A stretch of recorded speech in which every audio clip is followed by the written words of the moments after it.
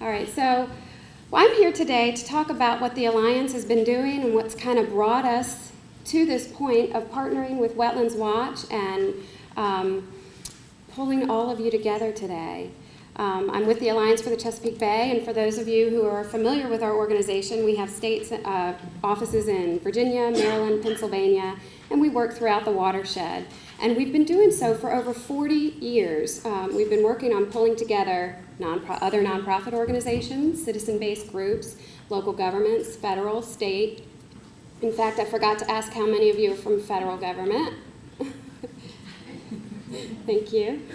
Anyway, our mission has been to pull together all of these different diverse groups and work on getting more projects in on the ground that actually improve water quality, educate the public about the benefits of improving water quality and the need to improve water quality, and do that in a way that pulls us together and leverages our resources. So really, this for us, this opportunity to pull together this summit with Wetlands Watch is just amazing, and it's right in line with everything that we hope to do every day.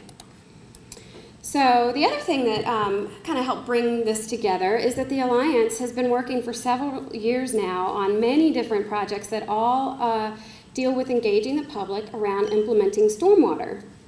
Stormwater management practices like you heard Shireen talk about, rain gardens, bayscapes, rain barrels, planting trees, reducing impervious surfaces by putting in permeable pavers and that sort of thing. So one of the ways that we've done this in Maryland is by working with Howard County and the people acting together in Howard County PATH to train youth to implement these practices, to actually get out there and construct them.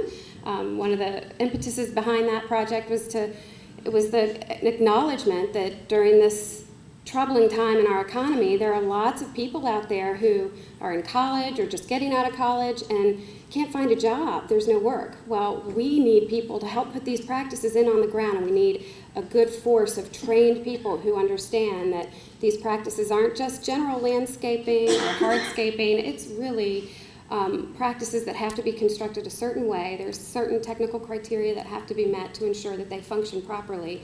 And so we pulled together folks in Howard County and have educated the youth. And if any of you got to watch any of the YouTube videos, which I hope people have had a chance to check out, you got to see that not only were we providing them an employment opportunity and training for the future, but a lot of them hadn't really thought about how water flows on the land and how that impacts the rivers, the creeks in your backyard, and ultimately the bay.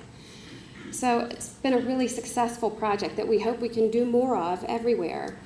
In Washington, D.C., we have the River Smart Homes program where we're partnered with the Department of the Environment, and we do audits and all kinds of work with other watershed organizations and citizens to implement practices there. And we also have the same kind of program here in Virginia where we're partnered with the Rida Creek Coalition, and we're getting practices in on the ground to improve water quality and educate citizens. Same thing. So what we realized was that with all of this work in the different jurisdictions and in different localities and among all the different organizations out there, we're all working to do the same thing. That's protect water quality, increase habitat for wildlife, and promote conservation actions in your backyard. With all of the different groups that are out there, the Alliance isn't interested in taking over, any particular program. What we really want to do is build a network and build a larger community where we can provide the tools and resources on a larger scale holistically throughout the Bay watershed in a consistent manner that then can be applied to local, state, and federal tracking efforts to count those reductions that we're actually achieving in pollution. Oops. That was pretty, all right, so what will Chesapeake Riverwise Communities do? We have several different elements of our program that we're working on building. Not only pulling together the same things that we've been working on that I've already mentioned, but we also are looking at innovative ways to engage the public. So we're working on a stormwater game where we're partnered with folks in the City of Falls Church and EPA to develop this social media game that will engage kids and adults alike in competing with each other online and in the real world for what they're doing in their backyard and what they can do and how they can make changes to improve water quality. We hope to develop training programs and tracking programs and easy methods for going out and inspecting the practices once they're installed so that we can ensure that they're still functioning in the way that they need to. And what we hope to do is provide these things a network of people who can then work locally and train each other locally to implement these and utilize these tools. So I just have a couple of before and after slides here where you can see the difference. Hopefully that's visible on the screen there, and what we're doing in the Rida Creek watershed.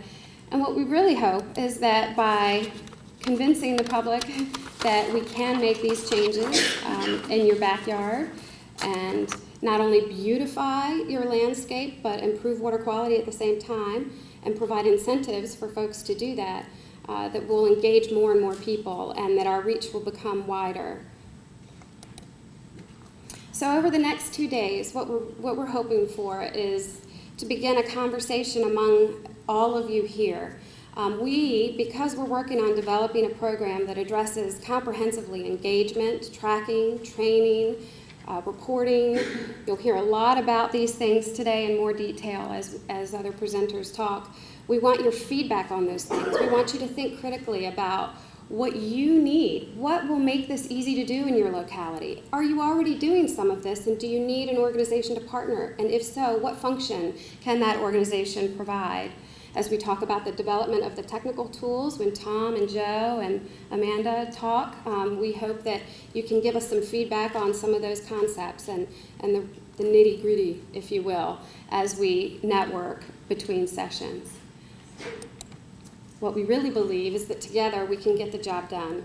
We can encourage the public to think differently about their backyard and change that ideal of expansive green lawns and hardscapes where water's just running into some channel somewhere and hitting a stream, but change that ideal into something that is a natural landscape in the backyard where you get to watch songbirds and butterflies gather and have habitat and relaxing environments for ourselves, for our souls, and then know with peace of mind that we're protecting the bay and the rivers that flow into the bay at the same time. So, thank you.